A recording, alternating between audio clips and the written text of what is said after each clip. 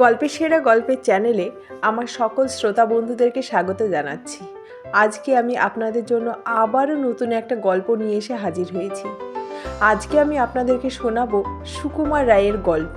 গল্পের নাম ডাকাত নাকি। আমি গল্প পাঠে আহিয়া। গল্পটি যদি ভালো লাগে তাহলে অবশ্যই চ্যানেলটিকে লাইক, শেয়ার এবং সাবস্ক্রাইব করে দিয়ে আমাদের পাশে থাকবেন পরবর্তী গল্প শোনার জন্য। হারুবাবু সন্ধ্যার সময় বাড়ি ফিরছেন। স্টেশন থেকে বাড়ি প্রায় আধ মাইল দূর। বেলাও প্রায় শেষ হয়ে এসেছে। হারুবাবু তাড়াতাড়ি পা চালিয়ে চলেছেন। তার এক হাতে ব্যাগ আর এক হাতে ছাতা। চলতে চলতে হঠাৎ করে তার মনে হলো কে যেন তার পিছন পিছন আসছে। তিনি আর চোখে তাকিয়ে দেখেন সত্যি সত্যিই কে যেন ঠিক তার মতো হনহনিয়ে তার পিছন পিছন আসছে। হরিবাবুর মনে কেমন যেন ভয় হলো। চোর, ডাকাত নয় তো? ওরে বাবা! সামনের ওই মাঠটা পার হবার সময় একলা পেয়ে যদি ঘাড়ের ওপর হঠাৎ করে দু চার ঘা লাঠি কষিয়ে দেয় তাহলেই তো আমি গেছি। হারুবাবুর রোগা রোগা হাত পা দুটো কাঁপতে কাঁপতে ছুটতে লাগলো, কিন্তু লোকটাও যে সঙ্গে সঙ্গে ছোটে। তখন হারুবাবু ভাবলেন, সোজা মাঠের ওপর দিয়ে গিয়ে কাজ নেই, বড় রাস্তা দিয়ে বদ্যিপাড়া ঘুরেই যাওয়া যাক, না হয় একটু হাঁটাই হলো। তিনি তখন ফস করে ডান দিকের একটা গলির ভিতর ঢুকেই বক্সিদের বেড়া টপকিয়ে এক দৌড়ে বড় রাস্তায় গিয়ে পড়লেন।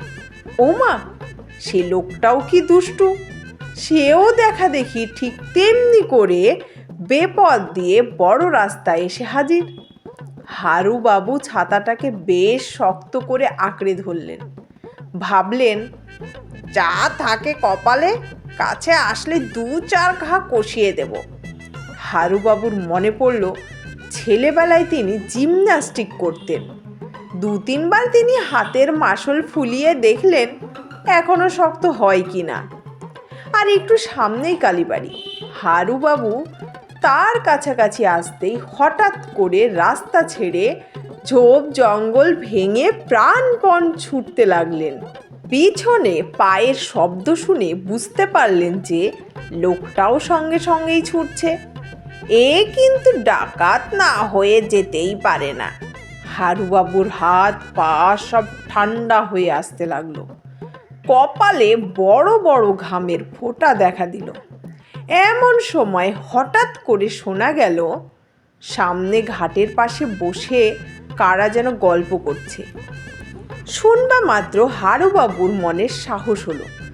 তিনি তখন ধাঁ করে ছাতা বাগিয়ে সিংহ বিক্রমে ফিরে বললেন, তবে রে, আমি টের পাইনি বুঝি? ভালো চাস তো? কিন্তু লোকটির চেহারা দেখে হঠাৎ তার বক্তৃতার তেজ কমে গেল। অত্যন্ত নিরীহ রোগা ভালো মানুষ গোছের লোকটি, ডাকাতের মতো একেবারে নয়। হারুবাবু তখন একটু নরম মতো ধমক দিয়ে বললেন, খামকা আমার পেছন পেছন ঘুরছে কেন হে? লোকটি অত্যন্ত ভয় পেয়ে আর থতমত খেয়ে বলল, আগে স্টেশনের বাবুটি যে বললেন আপনি বলরাম বাবুর পাশের বাড়িতেই থাকেন, আপনার সঙ্গে গেলেই ঠিক মতো পৌঁছবো।